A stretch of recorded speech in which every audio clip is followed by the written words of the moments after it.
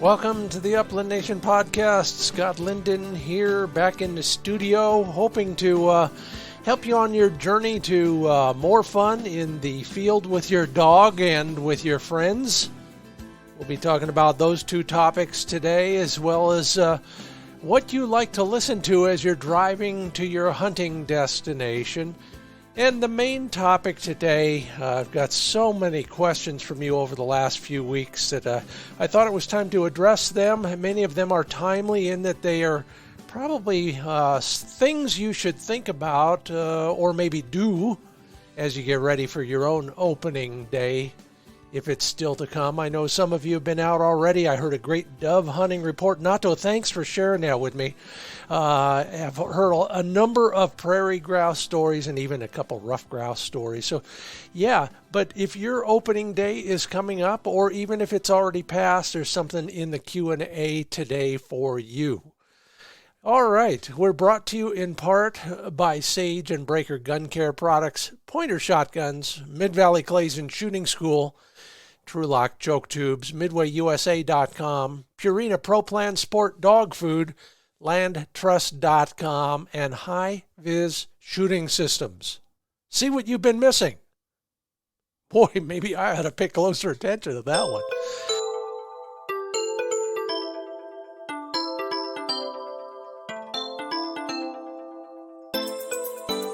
Oh my! Well, what you been up to? Well, we'll get to that in just a moment or two. Over here, it's decommissioning the big travel trailer. Done with that for the year, and getting the little travel trailer ready for our, one person, one dog hunts. Looking forward to the maiden voyage coming up in just a couple days. We'll talk more about that as well. Getting our first chucker hunt plans finalized. We open on Saturday, and so do a lot of other states. In fact, the biggest dilemma here is, do we start the season in Oregon or Nevada? We decided on both. Easy enough for us to do, knock wood. Got the truck reconfigured for hunting season. 10 more gallons of diesel fuel on the roof, 5 gallons of gasoline for the generators and everybody else's trucks. We're all ready to go. You are too. Lots of training, final, finishing touches on the training, it looks like. And then a lot of you asking questions about young dogs. And maybe that's another Q&A session for down the road, the kind of the young dog edition. So we'll see what's going there. I did want to ask, because I'm always curious about what you're thinking, and recently on social media I asked, what defines opening day success for you? And once again, am entirely gratified and not surprised at your answers. This was a survey that I also did on my weekly Upland Nation Insights newsletter. And here are the numbers so far. Number one on the list, stellar dog work. Yeah, 41% of you said that's a great opening day for you. And I know what you mean. If you listen to that last podcast on our Hungarian partridge hunt in Montana, I said something that somebody else said to me years ago, and that is, all you need is one moment or two that works with your dog, and then that makes your day. As long as another hellacious moment doesn't occur later, that is. Okay, so number one on the list, great dog work. Number two on the list, friends and family that I hunt with. 36% of you said that's the highlight of your opening weekend. Heavy game bag, not even 6% of you. Yeah, right on. And the place I go, 17% of you. So those numbers just tell me a lot about why we really go hunting and what's important to us, whether it's opening day or anything else. So hopefully you'll get some of that this opening day, or if you already had yours, you'll get another one down the road. It's all part of the game we play, and that's the joy of it, isn't it? We're brought to you in part by LandTrust.com. my recent experience with that incredible app, I'll call it, was very positive. You can shop for places you want to hunt.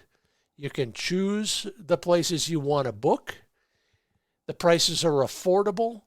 You get exclusive private land access. It takes all the stress out of planning, and it allows you to enjoy great time afield with your dog and your friends. What else could you want? Create a free account on landtrust.com and then start shopping for places that you'd like to go and have a high quality experience at a very affordable price. This is all private ranches, private farms. You have complete and total access to all of their great hunting or fishing for that matter. Learn more at landtrust.com.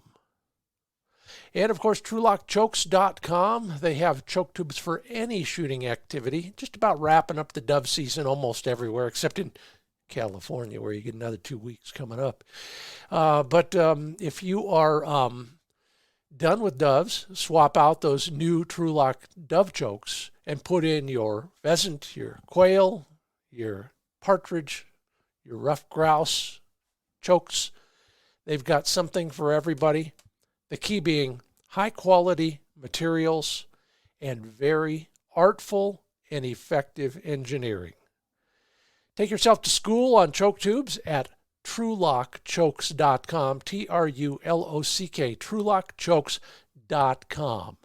Lifetime warranty and a satisfaction guarantee at TrulockChokes.com.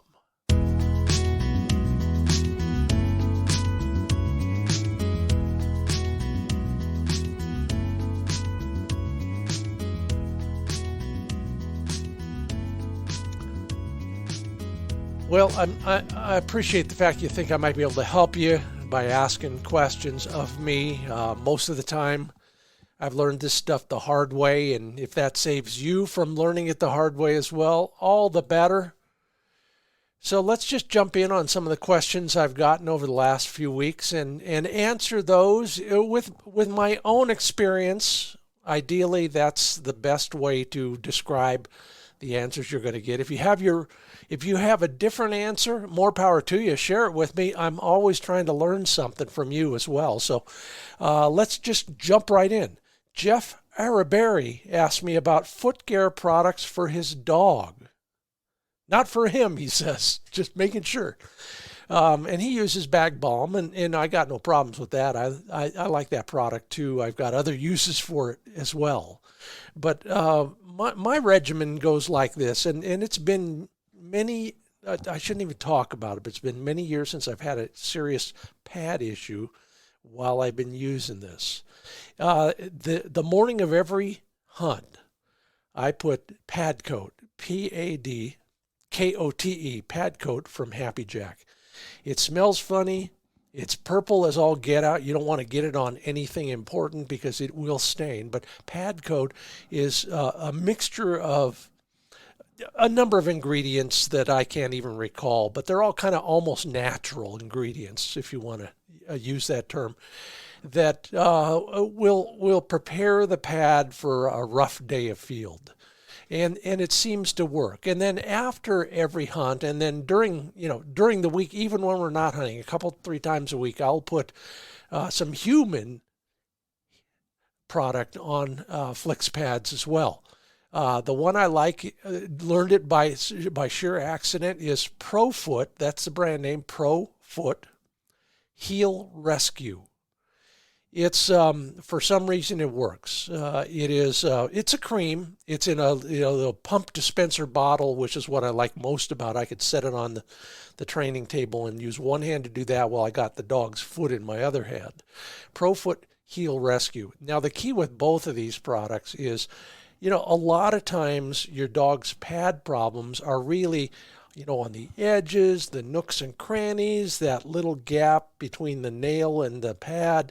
So make sure you get these products into all the nooks and crannies and do it on a regular basis. That seems to be the key for us at least. And like I said, it's been working. The other thing I remind you is, Dogs have that, I think they call it a tarsal pad. That's the one that on the front legs, it's like their thumb. It's up a few inches on their front legs. Make sure you do the same treatment on that as well. In the last 3 or 4 years, the only torn pad Flick has had was there. Boy, how embarrassing. I'd never even thought about putting anything there until then. Anyway, hope that helps, Jeff, and anybody else who's looking for ways to extend their dog's time in the field and keep their feet healthy, happy, and running at full tilt boogie. Warren Tamargo asks what dog energy bar I would recommend, and hydration drink as well. You know, back in the day, and I searched long and hard for that, and I only wish I could still offer that Crunch Pemmican bar that I used to distribute. Not available anymore readily, so I had to search for something else, and maybe I can help you save some time and effort in that as well. Got to remember, first off, that in the field, unlike humans who rely on simple carbohydrates for, quote, instant energy, unquote, dogs get their instant energy from fat. The challenge becomes, how do you give your dog fat without a lot of volume? Because you don't want a full belly and a full gastrointestinal tract while he's hunting, just for mechanical reasons and for more biological reasons as well. So what do you give him? Well, I've settled on raw egg yolks. No, I don't. No, I take a couple, put them in one of those backpacker squeeze tubes, you know, that has you can open the one end, it's big, you can drop a couple egg yolks in there, close that up, squish them around, and then squeeze a little bit out the other end when the dog comes up and checks in with you every hour or two. A couple raw egg yolks a day gives him a lot of fat. Egg yolks are virtually all fat. I've never met a dog that wouldn't eat a raw egg yolk. And they're easy to care if you put them in the squeeze tube. Just every morning, part of your routine, just crack a couple eggs, put the whites in your omelet, or save them for after the hunt for your dog. And see what happens. I think you might be surprised. Yeah, still making the worst coffee in camp, but nobody else wants to, so I'll keep doing it. Water, hydration, post-hunt. The straight water works for me during the day. There are all sorts of things you could add, and some of them might have value. I haven't explored that a lot because I've never had a real problem with a dog in the field. He'll take straight water, and that's good. In fact, I use that as a reward on hunt days instead of a treat, for example, with a young dog. But at the end of the day, I am a big believer in helping your dog's muscles recover, especially if you're going to hunt that dog the next day. And the science is out there. It's very clear that getting a dog's glycogen replaced, it's I don't know what you'd call it, a nutritional element. Replacing the glycogen in a dog's system does one thing. It helps muscle cell walls rebuild themselves. How do you get glycogen in? Well, you can't just buy it and put it in a pill and give it to the dog. You have to give them maltodextrin. Now, the weightlifters learned this a long time ago, and I've learned it in the last 5 or 8 years, but getting some form of maltodextrin into your dog immediately after the hunt, and the science tells us 15 to 30 minutes is the latest after the hunt to get that into your dog. There's a lot of products out there that have a form of maltodextrin. The one I like the most is called GlycoCharge. Just Google it, GlycoCharge. It's got a liver flavor to it, and that, I think, helps the dog take it up right after hunt when sometimes they won't drink otherwise. The key to maltodextrin intake is don't mix it with anything with fat. That just inhibits the uptake. So give it to your dog right after the hunt, and then wait 60 to 90 minutes before you feed, because you want that glycocharge to do its magic right there in the dog's system before you slow it down again with something that has fat in it. And ideally, your dog food has 20% fat, maybe a little more during the season. Frank Sanchietti, thanks again for being a great correspondent. Appreciate all your questions. You asked about pheasant hunting spots in the Bay Area of California, which on its surface is, one of those head scratchers. It really is. There aren't a lot. In fact, there are very few. There may be wild pheasants in California, but not very many anymore. And I have that on good authority from my personal experience and also from a good buddy who basically lived in the best pheasant country in California until they vanished. But anyway, there are places to hunt on a preserve near the Bay Area in California. There's 2 places. I like one. I've been there many years ago, but the guys at Bird's Landing over there in the East Bay, you can Google them, Bird's Landing Hunting Preserve, and then also the Hastings Island Hunting Preserve in Rio Vista. So Frank, check out both of those. Give me a full report, and let's get some dog pictures from you too. That's the least you can do. All right, I'm Scott Linden. You're listening to the Upland Nation podcast. Your questions, my answers, hopefully they are helping you. Feel free to spread the word and ask more questions. So many ways to ask me a question. The best way, go to findbirdhuntingspots.com and then click on the Contact Us, because those come right to my email inbox. That's the easiest way. Sometimes I can't negotiate my way around Twitter. What is that other one called? Instagram, even Facebook sometimes.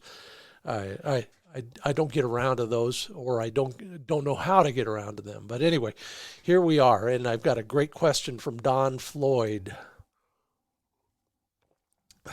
Don asks, I'm new to Arizona. Where can I hunt for upland birds? I live in Surprise, Arizona, which, number one, is the second best town name in the Southwest. The number one on my list, at least, is Tuba City. Anyway, Arizona is a mecca, especially late winter. The weather's good. There's some exotic species you want to put on your life list, and you might actually enjoy that kind of Southwest vibe that you get with cactus and sand and all sorts of interesting skies. There's any number of places to go. Bullhead City, which is right on the Colorado River, that's got some Gambel's quail. North to Tombstone will put you into scaled quail. Of course, the legends are Patagonia and Sonoyta, way down south on the border there. That's where you'll find the Mearns quail. There's lots of national forest, oak woodlands, and a lot of hills. So get in shape for those and see how that works for you. I expect a full report, Don, and good luck to you. And, speaking of that sort of thing, let me put in a plug for that website again, findbirdhuntingspots.com. That's what it's about. Now, I'm not going to give you the latitude and longitude, but there are dozens and dozens of articles on various places to go and start your own exploration. Boy, I'm just off the top of my head, I'm thinking I've got something in there from Nebraska. I got a bunch of Kansas stuff. I have a ton of Oregon and Nevada. Just about, I bet, well, I've hunted in 26 states. So I bet most of those states have a story or two that will get you at least to the right place on the map to begin your own exploratory drives. Find birdhuntingspots.com. We have a lot more to go, and I am just barely getting started on the questions and answers, and looking forward to having more of those as we get deeper into this Upland Nation podcast. It's all about you and solving your problems and helping you become a better bird hunter and dog owner. The next question will be from Ryan Roberts, so hang on for that. We'll also have, your own recommendations on the music that you love when you're driving to your hunting spots. So stick around for all of that right after this quick commercial announcement. For sageandbreaker.com, I just, like I said, I mentioned earlier that I got my truck all configured for the season, and that means everything from dog food to first aid to extra water in 3 different places, and all my Sage and Breaker products. I am not going to get caught without all the stuff that I need to keep my guns in functional working order during the season. That means, every night after a hunt or at the end of a trip, I'm going to do these things. So I have in the truck is my Sage and Breaker gun cleaning mat. I've got that CLP, that spray on, cleaning, lubricating, and protecting that goes on every night after a hunt. I clean out the bores with those 3-in-1 bore cleaning system. I'll usually leave the detachable brush, brass brush on so that everything comes out, whether I ended up sticking that muzzle in the mud or not, it all comes back to me out the muzzle end thanks to that bore snake-like cleaning product. Also, I've got a little bit of their firearms grease, and let's see, I've also got a set of cleaning tools just in case there's some really heavy gunk in there. It's all at sageandbreaker.com. Put it all in your truck for this season alongside your pointer shotgun. Yeah, there's so many choices anymore. I'm hearing so many great things, especially about that 28 gauge over and under. You want to take a look at the entire product selection at pointershotguns.com. And remember, there's a youth model. There's all sorts of Cerakote colors from green to bronze to gray. Case coloring on most models. And then traditional nickel silver receivers, for example. Check out the new side-by-sides. I am taking mine along. Learn more at pointershotguns.com.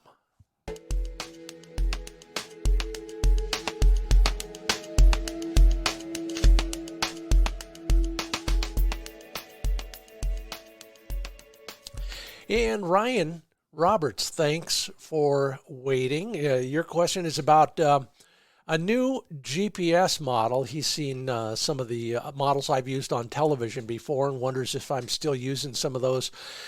Yeah, depending on which episode you've seen. You asked in particular about the Garmin Astro. That's long gone. It was a great product. I loved it, but it didn't have a training component to it. No shock, if you want to call it that.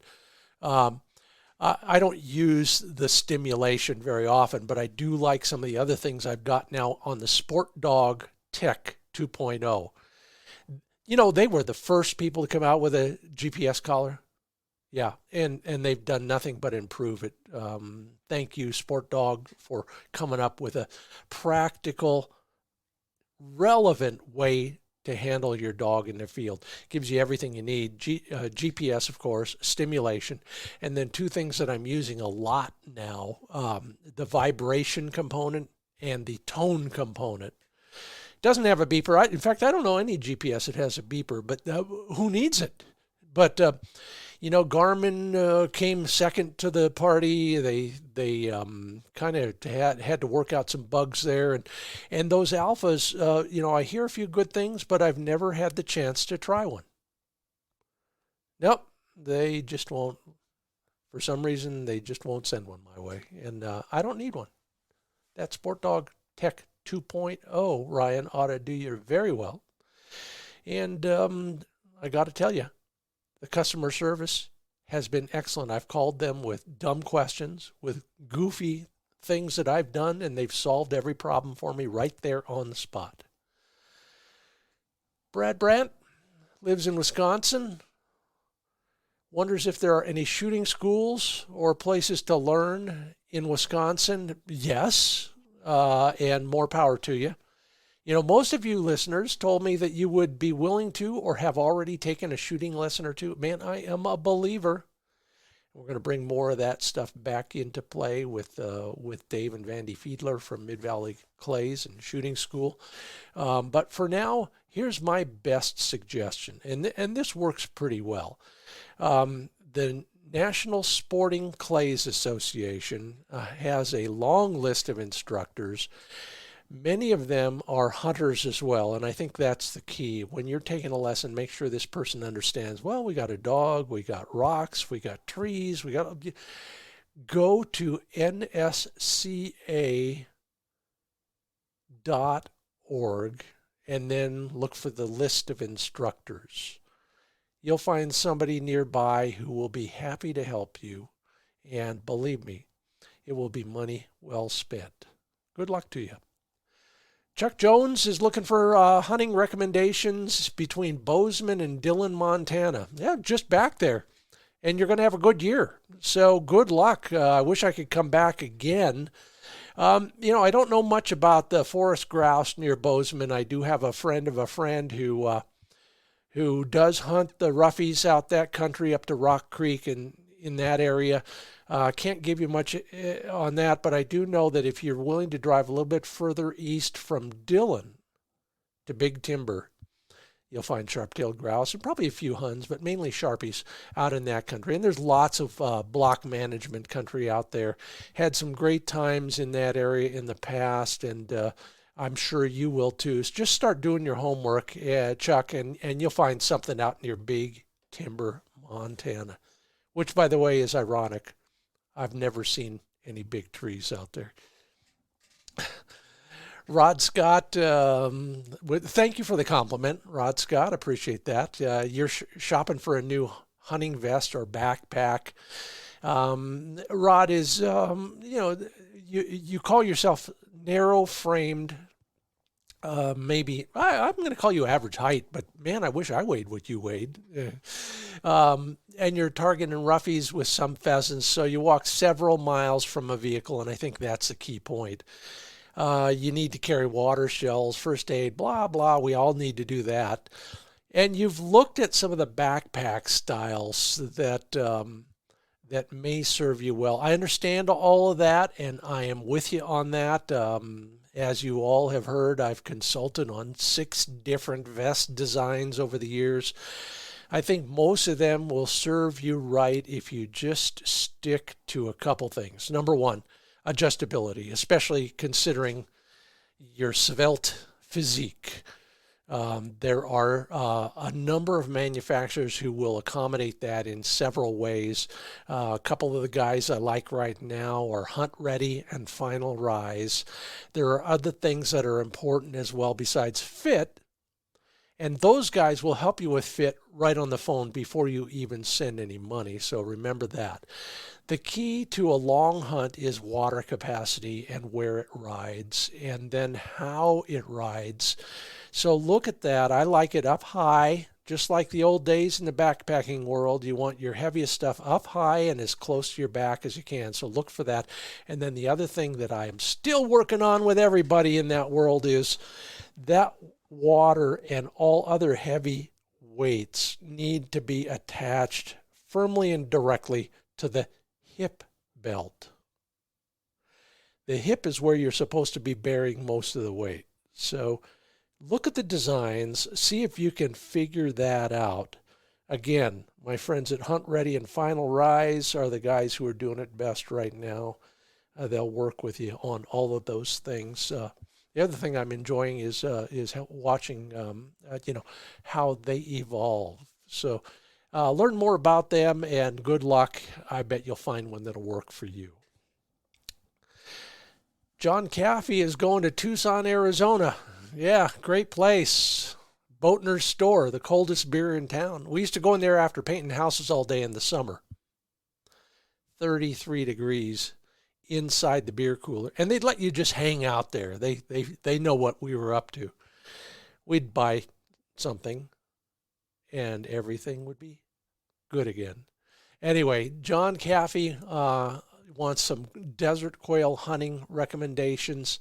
Well, I talked earlier about some of those near Tucson. In fact, near Tucson, let me just go back there and remind you.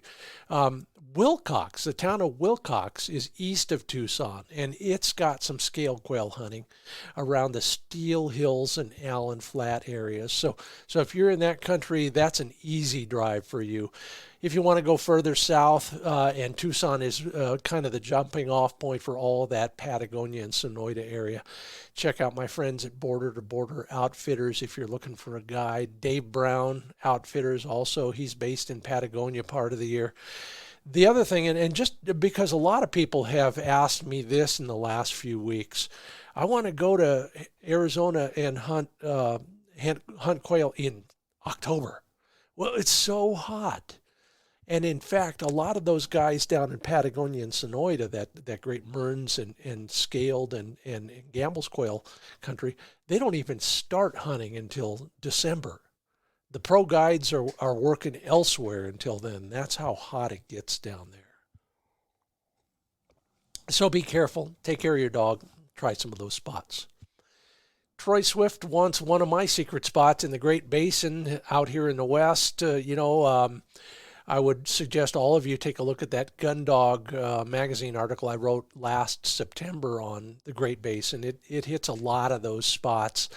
And I don't mean, again, I'm not going to tell you where to camp and where to walk, but if you want to start in Nevada, Interstate 80 goes from Reno all the way across to Utah. Any place there's a yellow blotch, that's Bureau of Land Management property, and it is a good place to start at least. Good towns to base in are Elko, Winnemucca.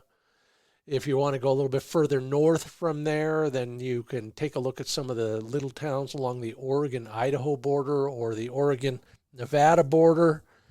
Those are all worth a look. My general advice about the Great Basin is find a big river. Then find little rivers that come off it. A lot of that will be public ground in one way, shape, or another, and there's almost always birds somewhere on those kind of drainages. It's a lot of climbing, some stark country, so go prepared. But maybe I'll see you out there, Troy. Spending a lot of time in the Great Basin this season. So anybody else watch for my truck, come over and say hello. The coffee's always on. Matthew Kuiper asks about North Dakota. Taking his 1-year-old large Munsterlander. Should he bring the big truck or would his station wagon suffice? His key is he doesn't want to be limited in the areas he can hunt. And it seems like a lot of that hunting is off of the main roads. Yeah. Well, you're making all the right assumptions, Matthew. And, I'm just, my truck is, kind of the Swiss Army knife of motor vehicles. I carry everything I need, not just to get myself out of trouble, but maybe to get other people out of trouble as well. And, you can't do wrong bringing your big truck and all the stuff you can carry, especially if the weather goes sideways. I'd rather play it safe. You want to bring a come along if you don't have a winch. You want to bring what we call a jerk strap to bounce other people out of a ditch, for example. You want to bring a couple different kinds of jacks. You want to bring all your, of course, first aid and survival gear. The other things that will get you out of trouble, a shovel, some extra fuel, all that stuff in your station. Number one, I don't know if your spouse would appreciate all that, but maybe you don't have room for it. So take the big truck, take a nice cozy spot for your large, and enjoy the trip. Love to have a report from you. And in fact, I think I'm going to talk to somebody later in this broadcast about places to go in North Dakota. So if you're looking for those as well, pay attention, Matthew Kuiper and anybody else headed that way. Ed Abley asks about those duct tape boots that I advocate for. And I know you all have your own opinion about dog boots. Mine is this. First off, you buy store-bought boots, and they out here they don't last but a day if they don't fall off first, and you never find them until the next season. So it's a DIY boot for me, and I've been through them all. The motorcycle inner tube, for example, and all of that. And I know a lot of you believe in those Lewis boots, and hey, more power to you. They don't last on the lava rock that we have out here. or they fall off unless you do some pretty vicious things to attach them to your dog. I've just defaulted to duct tape. The key with duct tape is loose. It doesn't need to be tight. It just sticks. Some people will do this first. They'll put on a baby sock on their dog's foot, and then they'll put the duct tape over that. That's great. Maybe some vet wrap at the top, but again, you'll pull a little bit of dog hair off when you take the tape off, but not much. By the time you take it off, it's pretty much ready to go off, or it's already fallen off. We were hunting one time in a canyon in Nevada, I think, and we had ended the season the year before there, and we were starting the season that year, and I was walking along, and I do too much navel gazing and looking at my feet because I don't want to fall off a cliff. And down at my feet is one of Flick's duct tape boots from last year. So they fall off too. But when a duct tape boot falls off, you're out 8 cents, not $12. So consider that if you're cheap like me. All right, Ed, so here's how you do it. And by the way, go to findbirdhuntingspots.com. I do have an article on them and a couple photos there, but here's the basic idea. Take about a foot of duct tape. Lay it sticky side up on a table, tailgate, whatever. Put your dog's foot at the mid spot, the middle spot there. Put the sole of his foot right there. Then, slowly and loosely, spiral both ends. Loosely. Did I mention loosely? Spiral, like a Roman sandal, crossover, crossover, wrap around, crossover, crossover, wrap around, until it gets up to about that carpal pad on the front and to about their elbow, if I can call it that, on their back legs. That should keep it anchored to your dog's leg pretty well.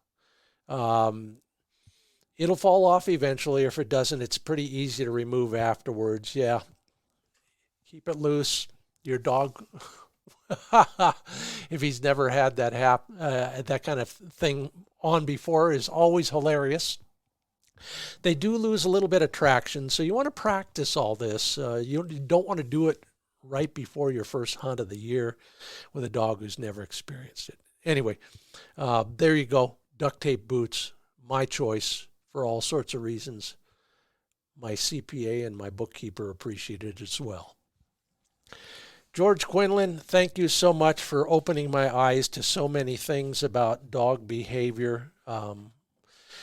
George asks about porcupines. He remembers, getting lucky with one of his dogs at a place I know very well. I've been less than lucky with a couple of my dogs. How do you pull them out? Do you cut the tips off before you pull out those porcupine quills? A lot of people say yes. Some people say no. Well, the veterinarians I talk to say don't cut them.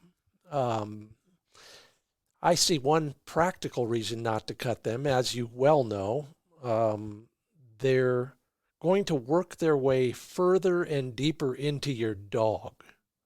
That's the way they work. If you cut off the end before you try to pull them out, you've just lost another 1/4 inch or more of grabbing space. And as you are frantically working on his right cheek, the ones you cut off on the left cheek may be working their way in deeper and deeper, and it does happen. Yeah, I finally got to the last one on Buddy's gum in his mouth. Yeah, you are checking in your dog's mouth, right? All right, so the last one had basically, it was waving goodbye as it got embedded in his gum, and that one quill back in the day was $101 to remove. It was minor surgery by then. So don't come off. It's not going to make it easier to pull them. It's never been proven. And good luck. George, great to hear from you. Hope all is well out there in New England. Yeah, Yeah, that's right. Dave, by the way, you're listening to the Upland Nation podcast. Scott Linden here, answering most of your questions with, I hope, useful information. And that's my goal today. We also have coming up very soon your choices on traveling music for that next long drive to your favorite hunting spot. So hang on for that. But first, another question from David Johnson.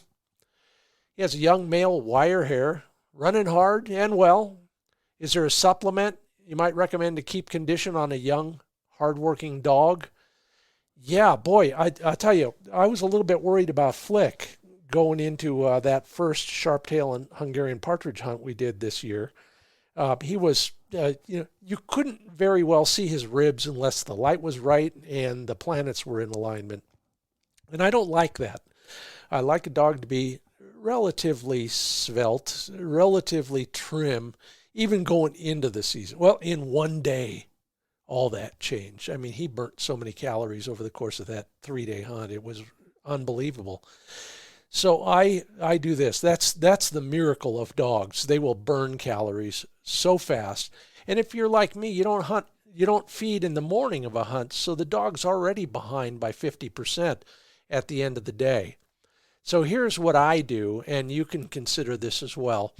Again, fat plus protein. Those are the things that are important to keep weight on a dog if you need to. And I found one real handy supplement for that.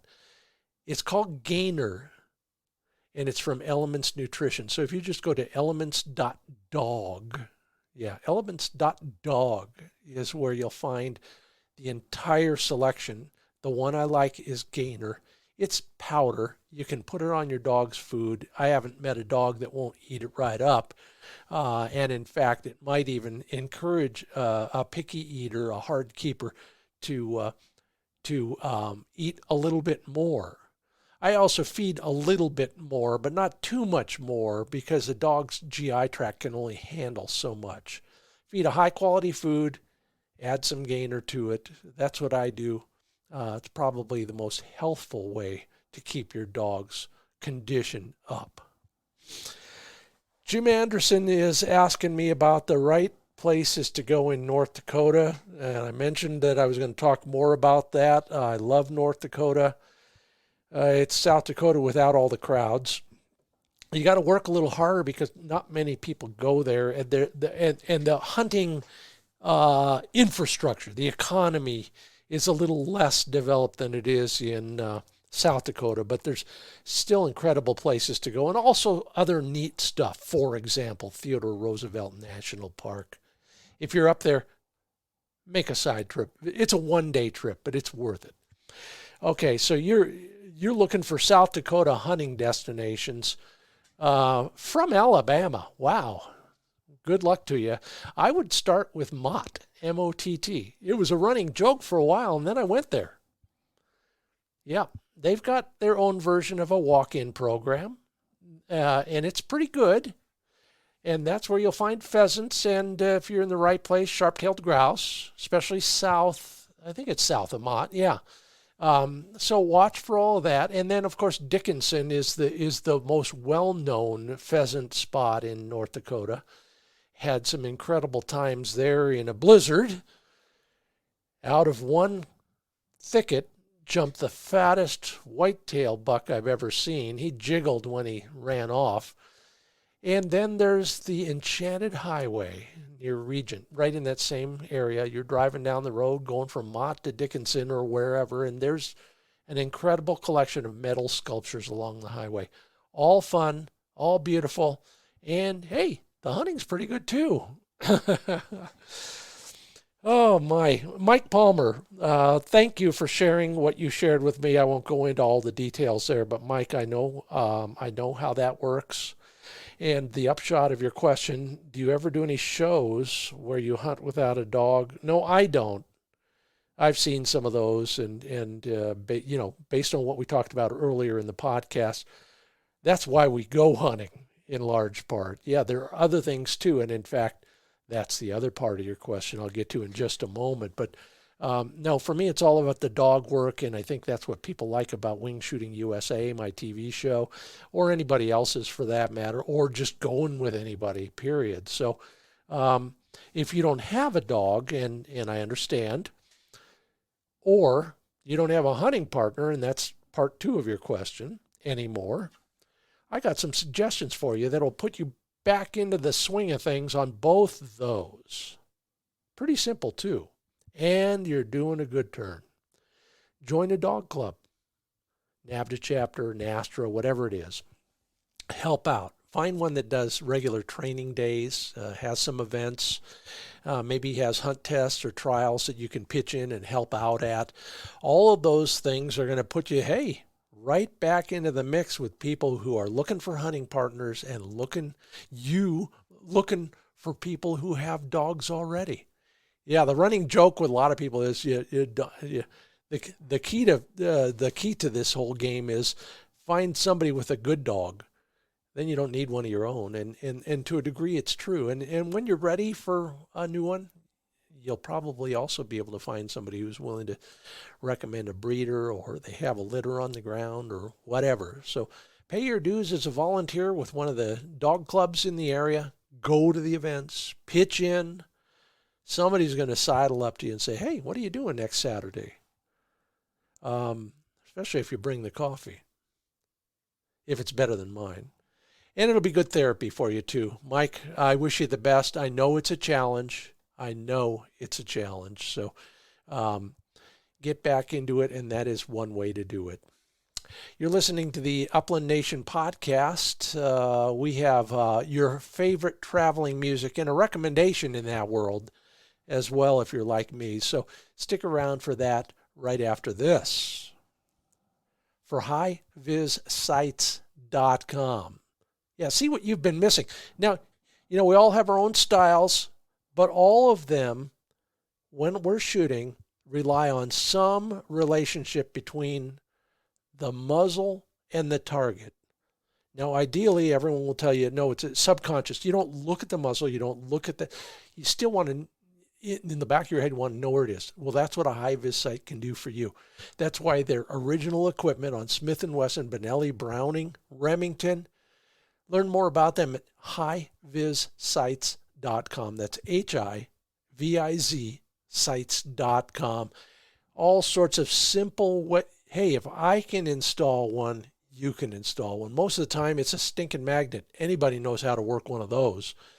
Or little tiny screw that anybody can figure out, and they'll walk you through it if you need the help. HiVizSites.com. You'll be a better shooter. And you'll also be a better hunter if you're shopping at MidwayUSA.com. Just got some more non-toxic ammunition from MidwayUSA.com. Yeah, heading to California later this year. In fact, I'll keep you posted. You got everything's non-toxic down there. So got some of that. I've recently had apparel, camping gear, and even firearms if you're looking for them. It's all at MidwayUSA.com. They carry just about everything for shooting, hunting, and the outdoors. Sign up for their emails or text notifications, and you'll get 10% off your next order. Yeah, even if you're already a customer, your next order, as long as you sign up, 10% off. Make a good long list, stock up for the season, save a boatload of money at MidwayUSA.com.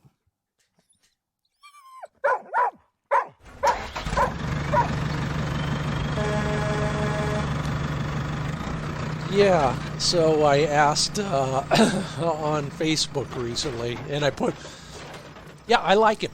I put a picture of Prince on the post because, number one, I like a lot of his music. Number two, the guy's an incredible guitarist. I'm not going to go into that argument. Yeah, you may think it's Eric Clapton, but I think it's Stevie Ray. But ask the question, when you're on the road heading for your next hunt, what will you listen to? And I really enjoyed your answers, number one. Number two, it made me it made me remember a podcast that I really enjoy. If you're a music nerd like me, you might enjoy it too. Strong Songs, written by a guy like me, a geek who went to music school. He's now a performer, but he also is an incredible educator, and he talks about every style of music. Strong Songs. Yeah, good luck. Here are some of your answers to your favorite traveling music. Petey Jaquette. Yeah, I remember the days I would listen to Orion Samuelson and Max Armstrong as well. They had an agricultural show on Saturday mornings. And yeah, that was kind of fun. And by the way, if you're still into that kind of stuff, listen to me on the rural radio channel of Sirius Satellite XM about 10 times a day. So thanks for that. And Petey, there you go. One more reason to listen to rural radio again. Bobby Moore says anybody but Prince. Okay, that's fine with me. Still think his band was pretty tight too. They knew what they were doing. You ever tried to play, dance, and sing? Whew. They were experts. Jordan Davis is Chris Curtis's new road trip music choice, and he's putting together a whole mixtape, such as it is, not on tape anymore. Heading to North Dakota from Oregon. Hey, drive safe. Let me know how it works. Donnie Duckworth says ZZ Top or Cody Jinks. Hey, Donnie, if you like Cody, I flashed on Brett Cobb again recently. And then here's an obscure one you might enjoy. Dave Stamey. Just look him up. Yeah. Mike LaRoe listens to contemporary jazz. Okay, how contemporary? I mean, are we talking hard bop? Or are we talking Kenny G? Hey, whatever floats your boat. He claims to be the only hunter in North America to listen to contemporary jazz, and he might be right. Pat McCall says Johnny Cash's version of I've Been Everywhere. I love it too, for the same reason. He names all sorts of places I've been. In your case, it's Winnemucca. Maybe I'll see you there. Yeah, the Martin Hotel, best Basque food in town. Tony Hill, the Turnpike Troubadours. Yeah, if you like that kind of roots music, the Turnpike Troubadours are where it's at, man. I love it. And I'm glad they're back on the road. I only wish I could find tickets in a venue that's close enough. George Cummins, Tom Jones. George, listen to Tom Jones' version of Gillian Welch's song, I Dream About Elvis. That guy can rock. Tom Jones is a much more versatile performer than most people think. I doubt that women are throwing underwear onto the stage at him anymore, but you just never know. David Price likes Metallica. Gilles Thibault, 80s and 90s rock. David Klopp says, my dog's whines with anticipation. Don Scher says, that's all I hear. Okay, Louis L'Amour audiobooks for Travis Hampton. Yeah, I'm big on the podcast now. I listen to a bunch of music podcasts, but I also listen to a lot of history podcasts. My dog, Ted Nugent, Fred Bear, the song, Jacob Anderson, great choice. I don't know if it's the chord changes in that or the fact that I know Ted, but man, the hair is standing up on the back of my neck just talking about that tune. Every hunter should listen to that. Fred Bear by Ted Nugent. Just look it up. Let's see. I could go on all day, especially talking music. Okay. Jen Seifert has, depends on what what she's hunting. For deer hunting, I listen to Ted Nugent. Sunrise is another song by him. On the way to bird hunting, it's Surfin' Bird. Okay, how many of you remember who performed Surfin' Bird? The Trashmen. David Lyon, he's a tough gong kind of guy. Hey, more power to you. Grateful Dead, Brian White. Yeah, my sister is a friend of Bob Weir's, and only after the Dead broke up did I learn to appreciate Bob Weir's own composing skills. Don Williams, well, who else are you going to listen to but Old Country with a name like that? He was one of the best. And the sound of my passenger snoring. I'm presuming that passenger has 4 legs. Brian Lee Wynn, Little Feat, what a great band. Yeah. Yep. Even good now. Although I wish Lowell George would come back down from up there and give us a return engagement. Kurt Deary, you're so kind. He says, Scott, your podcast is so consuming and informational, it is hard to turn off. Kurt, the check's in the mail. Oh my, so much out there. I get the consensus is it ain't Prince. All right, I get it. More votes for Turnpike Troubadour and David Allen Co. I'll listen to David Allen Co. all day because his name is the name of my best hunting buddy. You've heard many stories about hunting with him. Anyway, Glenn Bohm, good choice, all of the above. Hey, I hope you enjoy the drive as much as you, well, almost as much as you enjoy the hunt itself. That's part of the journey. And then, of course, there's your traveling companions, human and canine. So thanks for all your feedback on that. Love talking music. If you got any recommendations, I'm all over that. So send them all. I don't care what genre. I'm eclectic. And that segment of the Upland Nation podcast was brought to you by Purina Pro Plan Sport. Yeah, learn more at ProPlansport.com. They've concentrated their nutrition to optimize VO2 max. That's the oxygen metabolism that increases your dog's endurance during exercise. Yeah, remember, it's not just day to day, it's over the length of a dog's life and long-term return on nutritional investment, and that's what they're developing. They also have high-protein formulas. Real meat is the first ingredient. All of those together fuel metabolic needs and maintain lean muscle. That's what a dog needs most. Learn more at ProPlansport.com. And speaking of learning, you know how I've improved. I shot 100% on that Montana trip.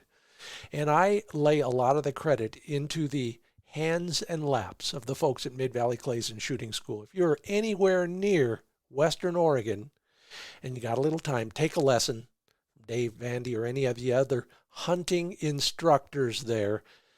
They'll focus on your most important priorities and how to hit more birds in the field, because we know we're only shooting at birds to put them in our dogs' mouths. Learn more at midvalleyclays.com, midvalleyclays.com. They're also Subgauge Central, so if you're thinking about a lighter gun for this season, they've got 20s, 28s, 410s always in stock. Call Dave Fiedler, see what he's got. Come on down, take a lesson, try the new guns, and then become a better hunter. midvalleyclays.com. Well, that'll do it for the Upland Nation podcast. Glad you could join me. I hope everybody learned something from one or more of the answers to all those great questions. Boy, did we cover the waterfront today. If you comment at the social platforms, be careful. It might end up right here, as you noticed today. If you left a rating or a review, I appreciate that. Please tell a friend, one friend. If each one of you told one friend about the Upland Nation podcast, man, we would have we'd have a bigger audience than we already have, which is pretty big. And I appreciate you in advance doing that. We're made possible by Sage and Breaker Gun Care products, Pointer Shotguns, Purina Pro Plan Sport Dog Food, Mid-Valley Clays and Shooting School, Trulock Choke Tubes, MidwayUSA.com, LandTrust.com, and find more information about all of this stuff and other stuff that will be of interest to you at FindBirdHuntingSpots.com. For most of us, the season opens this weekend. Be safe out there. Don't forget to take a friend hunting. Be good to your dog. I'm Scott Linden. Thanks for listening. See you in the field.